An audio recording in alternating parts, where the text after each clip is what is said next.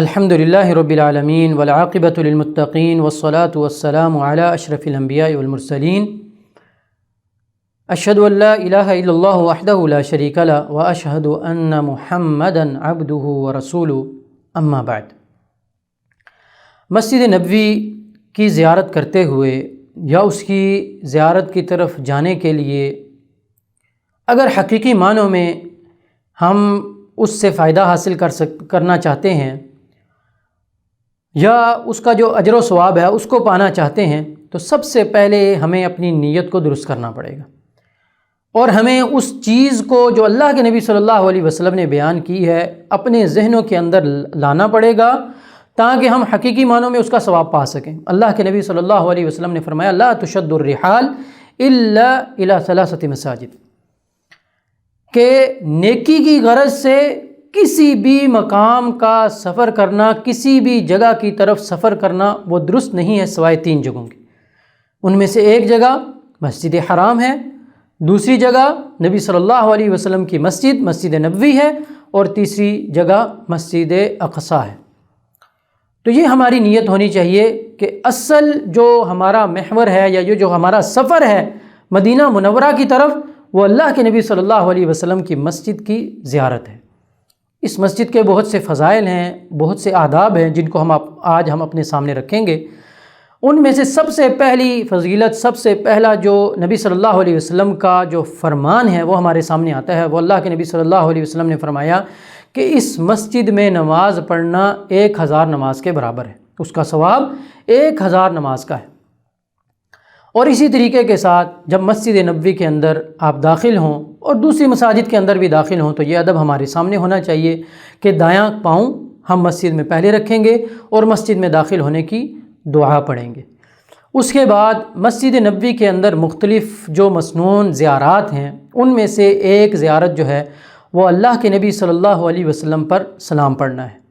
آپ باب السلام سے داخل ہوں گے اور سب سے پہلے اللہ کے نبی صلی اللہ علیہ وسلم پر آپ سلام پڑھیں گے، اور اس کے بعد نبی صلی اللہ علیہ وسلم کے دونوں پیارے ساتھی سیدنا ابو بکر رضی اللہ تعالیٰ عنہ اور سیدنا عمر رضی اللہ تعالیٰ عنہ یکے بعد دیگرے ان پر سلام اور ان پر اللہ رب العزت کی رضا کے کلمے پڑھیں گے۔ اور اس کے بعد جو ایک زیارت مسنون ہے مدینہ منورہ کے اندر وہ بقیع کا قبرستان ہے۔ بقیع کا قبرستان اللہ کے نبی صلی اللہ علیہ وسلم وہاں جایا کرتے تھے، اور وہاں جا کر وہاں جو فوت شدگان ہیں، جو عظیم ہستیاں وہاں پر مدفون ہیں، ان کے لیے دعا کیا کرتے تھے۔ اس چیز کا ہمیں خیال رکھنا چاہیے۔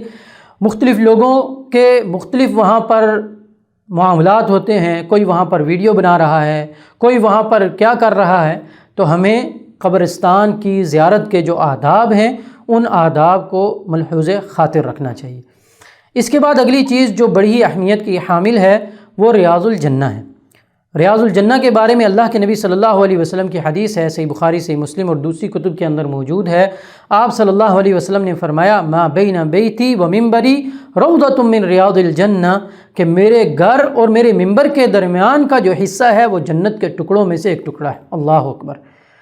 یعنی اللہ رب العزت نے وہ جنت کا ایک ٹکڑا جو ہے گویا کہ زمین پر بھیج دیا، اور اس جنت کے ٹکڑے میں ہم جاتے ہیں اور اس کی زیارت کرتے ہیں اور وہاں پر عبادت کرتے ہیں۔